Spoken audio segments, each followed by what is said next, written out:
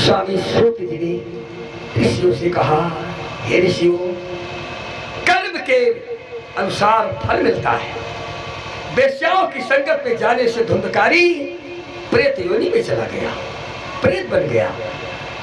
लोगों को बकरा भैंसा घोड़ा बन बन करके सामने आता और डराता लोगों को। धुंधकारी के भाई गोकर्ण महाराज को जब पता चला कि मेरा भाई अब इस दुनिया में नहीं है, कई तीर्थों में अपने भाई के नाम से अनेकों पिंडदान किए, घर वापस आए। उनके सामने भी वो घोड़ा बकरा भैंसा बन करके आने लगा। हाथ में जल लिया, मंत्रित करके छींटा मारा, बोली की शक्ति जागृत हुई। रोया कि धुंधकारी गिड़गिड़ाया, कहा भैया आपके पिंडदान करने से कर्म की गांठ खुलेगी नहीं। मैंने इतना पाप किया है कि आपके पिंडदान करने मात्र से मेरा उद्धार नहीं हो सकता। इसके लिए आपको कोई अतिरिक्त उपाय करना पड़ेगा। मुझे प्रेत योनि से बाहर निकाल लीजिए भैया। अपने भाई के प्रति इतनी चाहत थी गोकर्ण महाराज को। अपने आराध्य भगवान सूर्य का ध्यान किया। भगवान सूर्य थोड़ी ही दूर पर प्रकट हुए। कहा पुत्र क्या चाहिए? गोकर्ण महाराज ने कहा भगवान मेरा भाई प्रेत योनि में चला गया है, कोई ऐसा रास्ता बताइए कि मेरा भाई प्रेत योनि से बाहर आ जाए। भगवान सूर्य ने कहा हे गोकर्ण, एक ही रास्ता है। इस धुंधकारी को यदि श्रीमद् भागवत कथा श्रवण करा दिया जाए तो ये प्रेत योनि से इसको मुक्ति मिल सकती है। गोकर्ण महाराज ने कहा भगवान अरे प्रेत तो चलायमान होता है, वो जब एक जगह बैठेगा नहीं, अस्थायी नहीं होगा तो कथा वो कहाँ से सुन पाएगा, कैसे सुनेगा?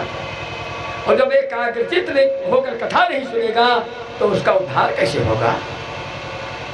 कहाँ है रास्ता? है इस 7 गांठ के बांस के लट्ठे पर उसे स्थान दीजिए और कथा वो सुनेगा। गोकर्ण महाराज ने अपने आराध्य भगवान सूर्य की बताए हुए रास्ते पर चलते हुए गांव वालों की मदद से व्याशासन की व्यवस्था कराई और 7 गांठ के बांस के लट्ठे पर अपने भाई को स्थान दिया। कहा भैया इस बांस के अंदर देखो घुसकर कितनी दूरी तक सुराख है। छोटा रूप बनाकर धुंधकारी ने जो ही उस बांस के अंदर प्रवेश किया, फूल अक्षत डालकर ऊपर से लाल कपड़ा से बांध दिया, मंत्रित करके कहा जाओ अब तुम निकल नहीं पाओगे, इसी में बैठकर कथा सुनो।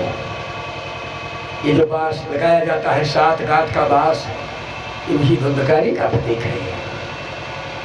ऐसा प्रमाण मिलता है कि 7 दिनों में एक एक दिन में एक एक गांठ फटके चली गई।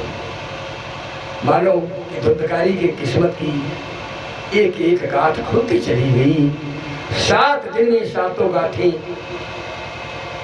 फट गई और अंत में भगवान विष्णु का विष्णु लोक से विमान आया, इसमें बैठकर धुंधकारी विष्णु लोक को चला गया, उसका उद्धार हो गया, उसका कल्याण हो गया।